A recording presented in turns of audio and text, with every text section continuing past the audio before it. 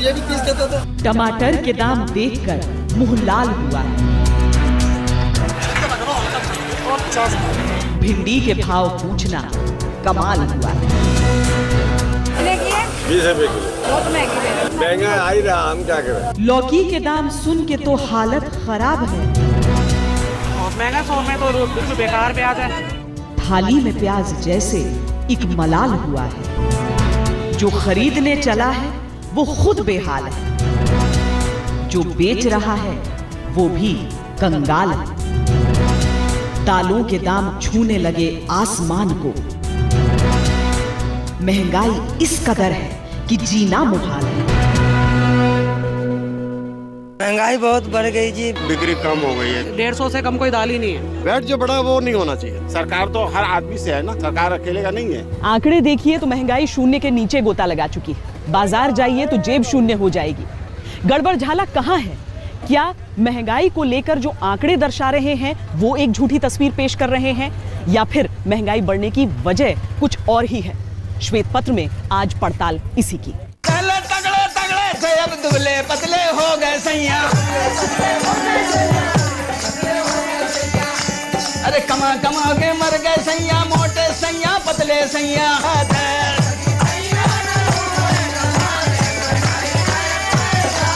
यूं तो बरसात का मौसम वैसे भी कीमतों पर आग बरसाता है, लेकिन इस बार अच्छे आंकड़ों और ऊंची कीमतों के बीच जंग है। बजट तो काफी बिगड़ जाता है। देखो जो चीज हमने 1 किलो लेनी होती है वो हमको आधा किलो या 1 पाव लेना पड़ती है। गुजारा तो करना ही है उसमें। परेशान है सारे महंगाई से। इतनी सब्जियां इतनी महंगी है, बच्चे क्या खाएं क्या ना खाएं। इतनी तो बचत भी नहीं होती, इतनी सब्जियां महंगी कर रखे हैं इन्होंने। डिफिकल्ट हो रहा है मिडिल क्लास के लिए, टैक्स पेयर्स के लिए जिंदा रहना बहुत मुश्किल है। यहाँ पे आप देखेंगे चाहे सब्जी दागी है, कुछ भी है, 30 रुपये स्टैंडर्ड केजी बोल रहे हैं। कुछ भी लो, फूल गोभी 60-70 रुपये किलो है, इतनी वो भी फुली हुई। सो इट्स इम्पॉसिबल कि भाई आदमी जिंदा कैसे रहेगा। जुलाई से सितंबर आमतौर पर महंगाई के महीने माने जाते हैं। बरसात की वजह से फसलों पर असर, स्टोरेज पर असर, सप्लाई पर असर और आखिरकार कीमतों पर असर पड़ता है। जब बरसात का मौसम आता है तो थोड़ा सप्लाई में प्रॉब्लम होनी शुरू हो जाती है, और इंडिया का जो सप्लाई चेन है वो बहुत ज़्यादा स्ट्रांग नहीं है। इंफ्रास्ट्रक्चर का प्रॉब्लम है, और वैसे भी अगर बरसात ना हो तब भी वो प्रॉब्लम रहती है, तो बरसात होते ही उसमें प्रॉब्लम और बढ़ जाती है, जिस वजह से जो सामान है, खासकर जो डे टू डे की जो एसेंशियल आइटम्स हैं जिसमें सब्जी भाजी ये सब चीज़ें आ जाती हैं, तो उनका सप्लाई पर्याप्ति नहीं हो पाता है, जिस वजह से उनके प्राइसेस फिर जो है बढ़ने शुरू हो जाते हैं। पूर्वानुमान कहते हैं कि बरसात का मौसम अभी बरकरार रहने वाला है, और महंगाई ने तो सीजन की शुरुआत में ही बजट बिगाड़ दिया है। दाल के दाम पहले से ही चढ़े थे, अब सब्जियां भी एक बार फिर से महंगी हो गई हैं। जुलाई में हुई भारी बारिश की वजह से सब्जियां खेतों में बर्बाद हुई, इसीलिए जल्दी खराब होने वाली सब्जियां सबसे ज्यादा महंगी हुई। केंद्र सरकार के राज्यों के साथ मिलकर महंगाई रोकने के सारे प्रयास सब्जियों की महंगाई पर लगाम नहीं लगा पाए हैं। सरकार तो लग रहा है कि देश को अब एक तरीके से चूसने पे लग गई है, क्योंकि अच्छे दिन तो आने वाले नहीं, तो कितने जल्दी बुरे दिन ला दे देश के लिए। ये अच्छी स्थिति देश की नहीं। मिसाल के तौर पर दिल्ली की मंडी की चर्चा करें तो प्याज, टमाटर, तोरी, भिंडी सबके दाम 2 से 3 गुना बढ़ गए हैं। हाल यह है कि टमाटर जो एक हफ्ते पहले तक 15-20 रुपए किलो बिक रहा था, वो अब 50-60 रुपए के करीब पहुंच चुका है।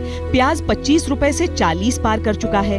तोरी 15 से 50 रुपए पहुंच गई है। वहीं टिंडा 20 रुपए से उछलकर 60 रुपए, बैंगन 15 रुपए से 40 रुपए। लौकी का दाम एक हफ्ते में 10 रुपए से 40 रुपए पर पहुंच गया है। पहले जो चीज 20 रुपए किलो बिक रही थी, अब वही 30 रुपए किलो बिक रही है। खेतों में पानी भर गया, इसलिए माल कम आ रहा है। हाँ जी, इस कारण से माल की आवक कम है, महंगाई बढ़ रही है। उपभोक्ता मंत्रालय के मुताबिक पिछले 1 साल में टमाटर की थोक कीमतों में 43% और फुटकर कीमतों में 36% का इजाफा हुआ। जो संकेत मिल रहे हैं उसके मुताबिक त्योहारों के मौसम में भी टमाटर की कीमतों में कमी आने के आसार नहीं है। प्याज की थोक और फुटकर कीमतों में भी एक महीने में 21 और 19.5% इजाफा हुआ। लेकिन सभी चीजों की बढ़ती कीमतों के बीच अगर किसी एक चीज ने राहत दी है तो वो है आलू। इस साल आलू की रिटेल कीमतों में 40% गिरावट आई है। दालों का वजूद तो बस मुहावरों में रह गया है। आधिकारिक आंकड़ों के मुताबिक देश भर में अरहर दाल की कीमत जनवरी में औसत 70 रुपए प्रति किलोग्राम थी।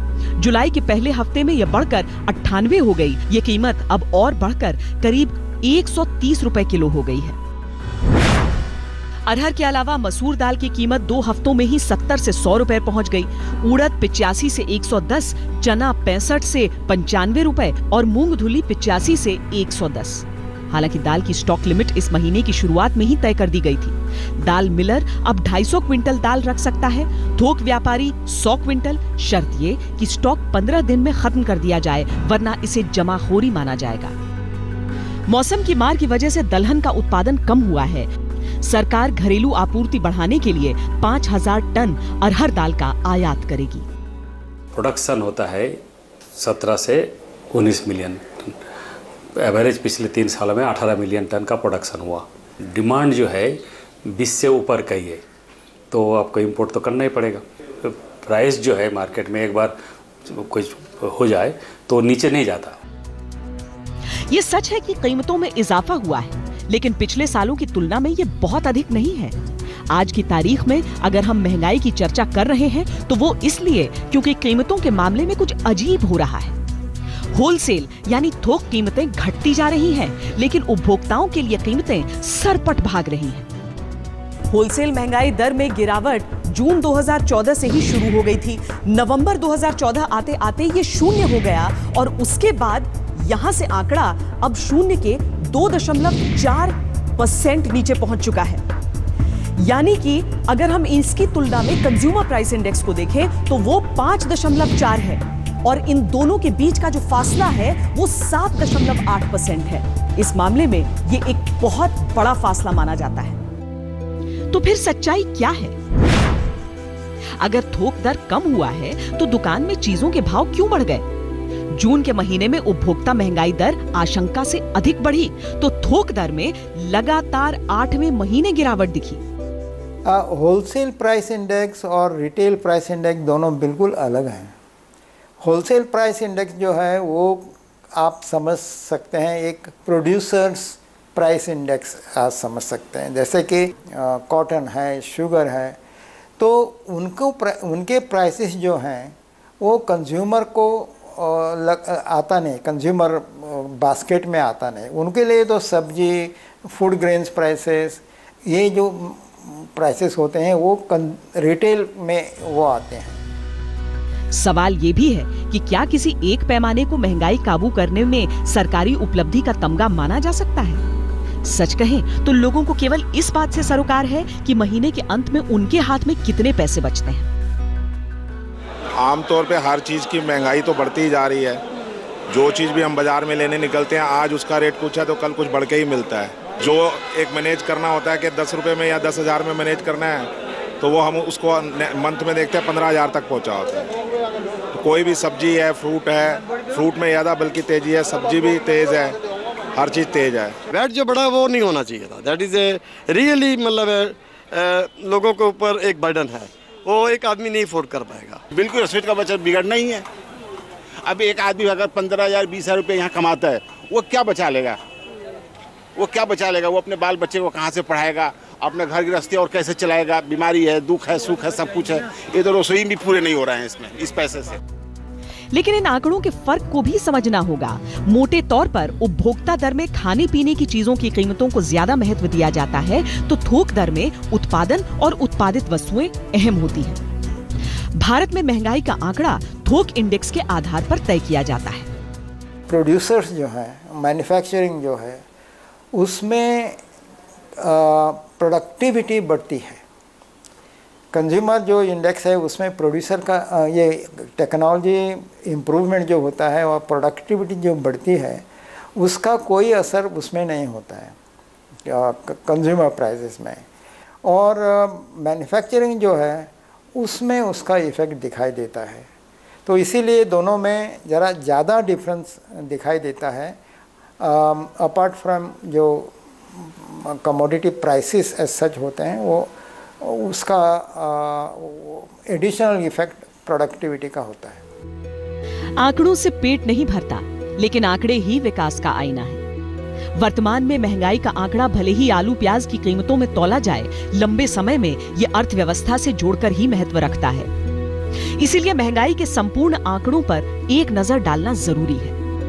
उपभोक्ताओं के लिए जिन कीमतों के बढ़ने का जिक्र हम कर रहे हैं, उनमें कुछ सालों का दायरा एक अलग कहानी कहता है।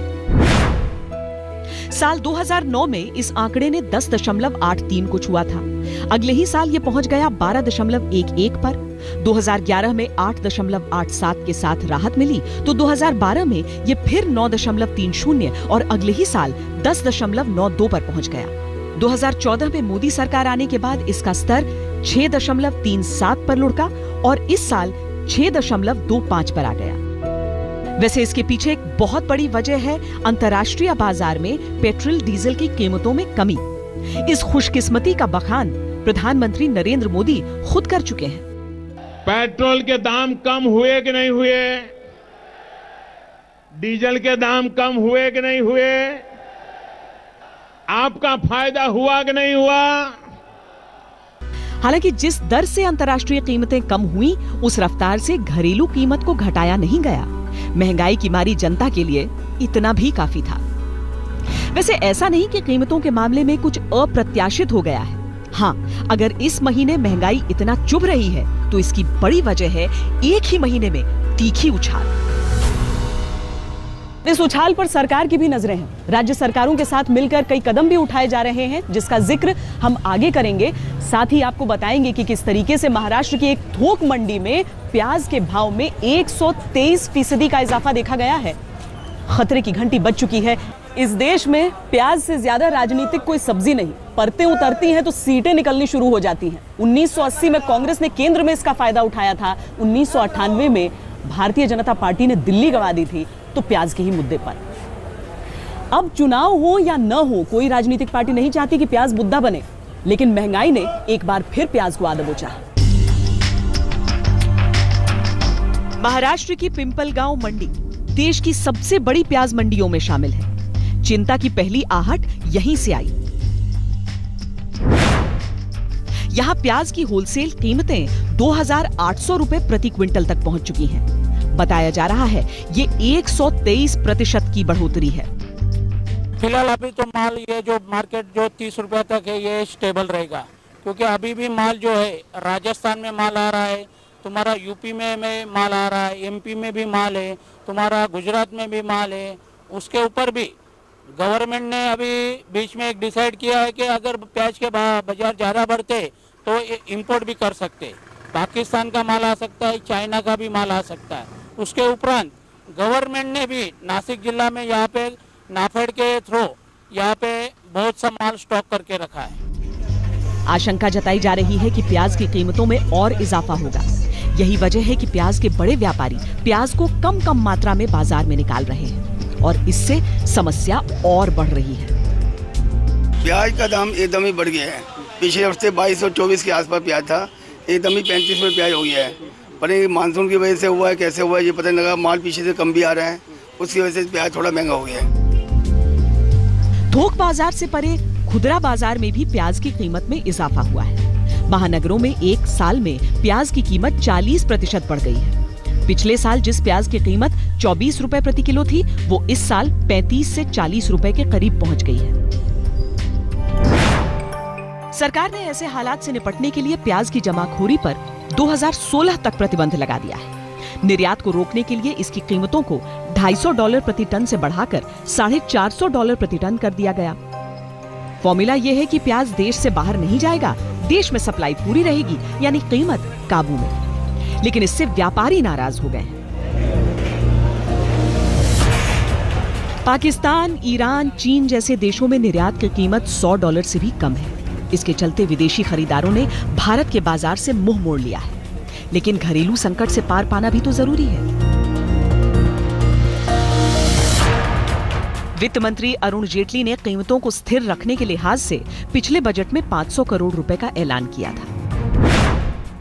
Small farmers agri business consortium और national agricultural cooperative marketing federation को यह जिम्मेदारी दी गई कि वो गोदामों में 12,500 टन बफर स्टॉक बनाकर रखें, जो जरूरत पड़ने पर काम आ सके। लेकिन हिंदुस्तान में प्याज का उत्पादन और खपत 1 करोड़ 90 लाख टन है, जिसके मुकाबले ये स्टॉक बहुत कम है। पूरी दुनिया में अगर किसी एक देश में सबसे अधिक भूमि पर प्याज की खेती की जाती है तो वो है हिंदुस्तान। प्याज की पैदावार के मामले में भारत केवल चीन के पीछे है, लेकिन ये भी सच है कि भारत में प्याज की खपत लगातार बढ़ रही है। एक आकलन के मुताबिक भारत में पिछले 5 साल में मांग 30% बढ़ गई है।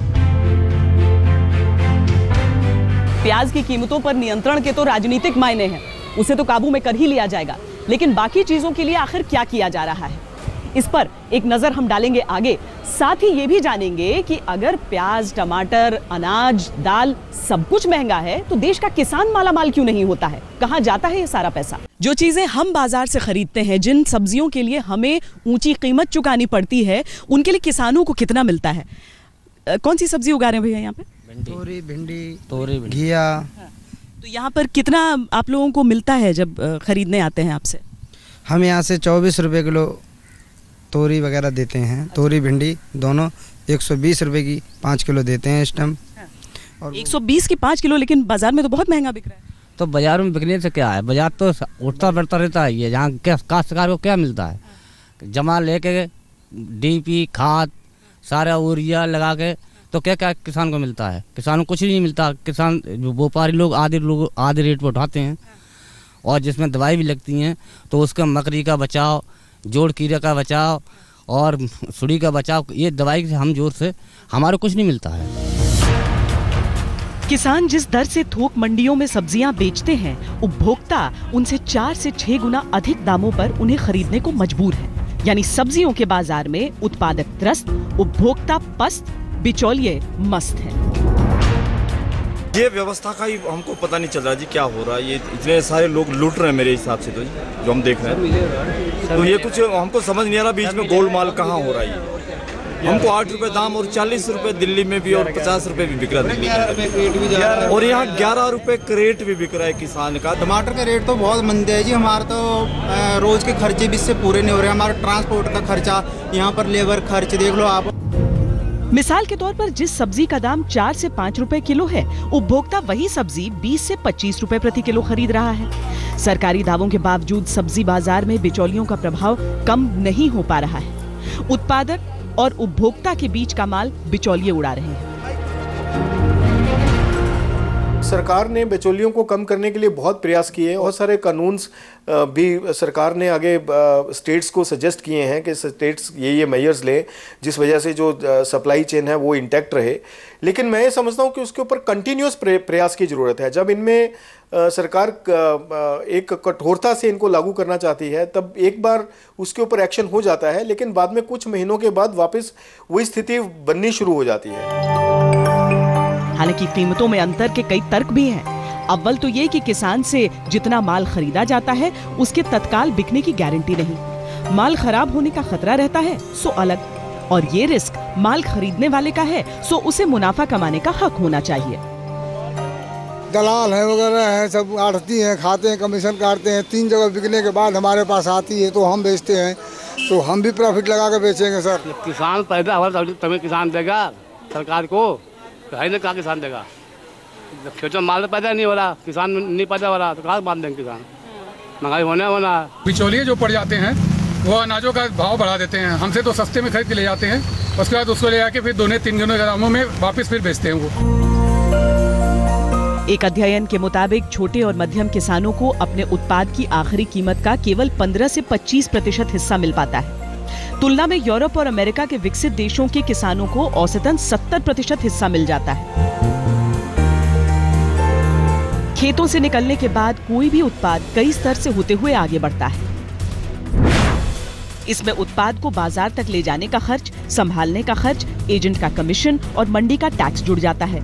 यानी कीमतें 20% तो यहीं बढ़ जाती हैं। सबसे बड़ी मुश्किल ये है कि दुकानों तक पहुंचने से पहले बिचौलियों का एक लंबा चौड़ा मकड़ जाल है। इससे पहले भी कई सरकारों ने इस मुश्किल को पहचाना है। नए कानून लाए जाते हैं, नई संस्थाएं बनाई जाती हैं, लेकिन उससे मुश्किलों में एक परत और जुड़ जाती है। महंगाई अगर बढ़ती हैं और बीच में मुनाफाखोरी नहीं होती तो सीधा फायदा किसान को है। देखिए, सरकार की प्रॉब्लम यह है कि जब उद्देश्य बहुत साफ था एपीएमसी एक्ट बनाने का कि किसानों को भी उचित मूल्य मिल जाए मंडी में और उपभोक्ताओं को भी सही मूल्य पर तमाम उत्पाद जो है मुहैया हो सकें। इसमें एक कमी रह गई कि हमने कहीं ये तय नहीं किया कि जो हम कंज्यूमर को प्राइस लेंगे वो प्रोड्यूसर को कितना देंगे और बिचौलियों को कितना देंगे। इसीलिए किसान को भी लाभकारी मूल्य नहीं मिला और कंज्यूमर का शोषण हो रहा है। किसानों को अपनी उपज का 1/4 मूल्य हासिल करने के लिए भी तमाम चैनल पार करने होते हैं। पिछले साल एसोचैम ने अपने एक अध्ययन में कहा था कि भारत का कृषि क्षेत्र बिचौलियों के चंगुल में बुरी तरह फंसा हुआ है। एसोचैम के मुताबिक जरूरी सब्जियों के थोक और फुटकर मूल्य के बीच का फर्क साल 2013-14 में 49% से अधिक हो गया था, जिससे उस वक्त महंगाई बहुत बढ़ गई थी। यानी महंगाई के भी बहुत बड़े खलनायक हैं ये बिचौलिए। 8 रुपए यदि पंजाब में जाकर के प्याज आलू बिकता है और दिल्ली में आकर के जो है 25 रुपये हो जाता है, तो बीच में 16 रुपया कौन कमा रहा है? किसान नहीं कमा रहा है, बिचौलिया कमा रहा है। और इसके लिए सबसे बड़ी जो दिक्कत है वो दिक्कत है कि हमारे पास में कॉमन नेशनल मार्केट नहीं है। एक तरफ में बाढ़ से पानी डूब रहा है, लोग डूब रहा है, दूसरी तरफ में सुखाड़ में मर रहा है। कॉमन नेशनल मार्केट हो जाए कि जहां सामान की आवश्यकता हो वहां पहुंच जाए। बिचौलियों की इस भूमिका को खत्म करने के लिए कई कदम पहले भी उठाए गए हैं। मसलन एपीएमसी का निर्माण, पर मुश्किलें घटने की जगह बढ़ गईं। मौजूदा दौर में डिस्ट्रीब्यूशन यानी कृषि विपणन में कई समस्याएं हैं। अलग अलग मंडियों में अलग अलग शुल्क लगता है। अलग अलग बाजारों में कारोबार के लिए अलग अलग लाइसेंस की आवश्यकता होती है। मूल्य निर्धारण में तकनीक का इस्तेमाल सीमित है, जिसकी वजह से देश के विभिन्न हिस्सों में कीमतों में भारी अंतर है। इसी महीने आर्थिक मामलों की मंत्रिमंडलीय समिति ने नए राष्ट्रीय कृषि बाजार के निर्माण की योजना की घोषणा की। इस बाजार में 585 बड़ी और नियमित मंडियों को 3 साल के भीतर इलेक्ट्रॉनिक प्लेटफॉर्म की मदद से जोड़ा जाएगा। अगर नई व्यवस्था कामयाब रही तो ये समस्याएं दूर हो सकती हैं। इस राष्ट्रीय कृषि बाजार के तहत नई कोशिशें की जा रही हैं। खुली मूल्य निर्धारण व्यवस्था कायम करना जो इलेक्ट्रॉनिक होगी। इसमें एपीएमसी और बिचौलियों की बहुत सीमित भूमिका होगी। नए बाजार में एक ही कारोबारी लाइसेंस जारी किया जाएगा जो सभी राज्यों में लागू होगा। बाजार शुल्क को एक जगह वसूलने की प्रक्रिया को सरल बनाया जाएगा।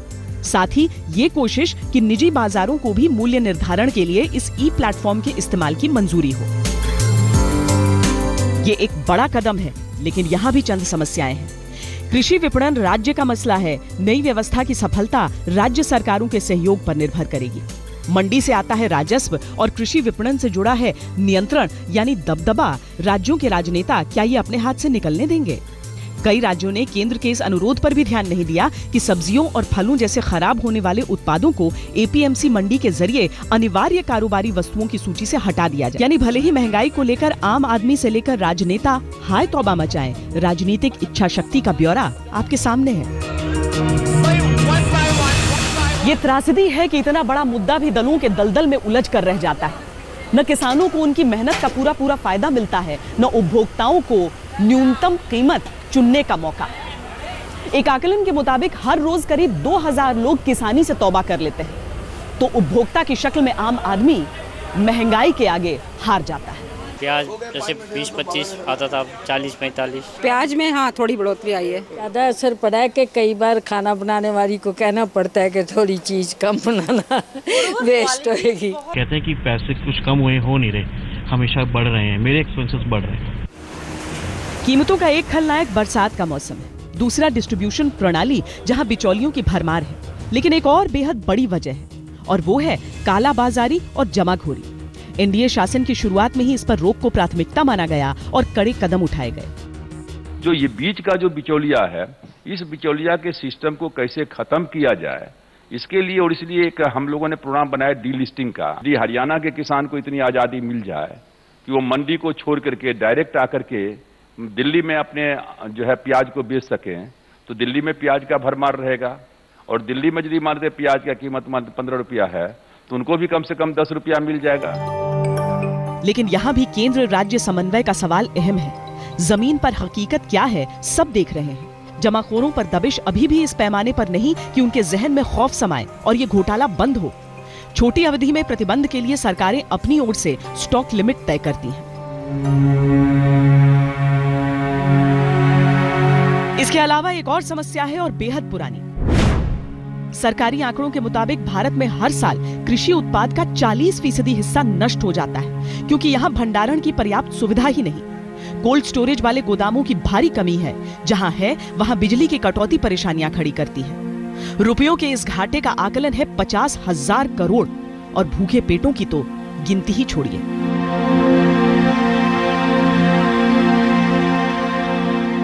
भंडारण क्षमता इसलिए नहीं हो पाई कि जमीन तो किसान के पास है, उस पर पैसा नहीं है। यदि सरकार उसको 0% इंटरेस्ट पर लोन मुहैया कर दे भंडारण, अपने भंडार गृह बनाने के लिए, तो समस्या कहाँ है? समस्या का समाधान गांव में ही किसान के द्वारा हो सकता है और वो ग्राम स्तर पर, ब्लॉक स्तर पर होना चाहिए। ध्यान से देखें तो सालों से ये सारी की सारी समस्याएं जस की तस हैं। महंगाई का वही रोना बार बार रोया जाता है। दोष किसे ने? क्या पिछली सरकारों को? मौजूदा सरकार को? कदम क्या पिछली सरकारों ने उठाए हैं? क्या मौजूदा सरकार ने जो कदम उठाए हैं उसका कोई असर देखने के लिए मिलेगा? बाजार सजे हैं, रौनकें भी हैं, लेकिन जेबों की गहराई इतनी नहीं कि थैली की गहराई को भरा जा सके। क्या करें, हमेशा ही उम्मीद की चादर मानो छोटी पड़ जाती है।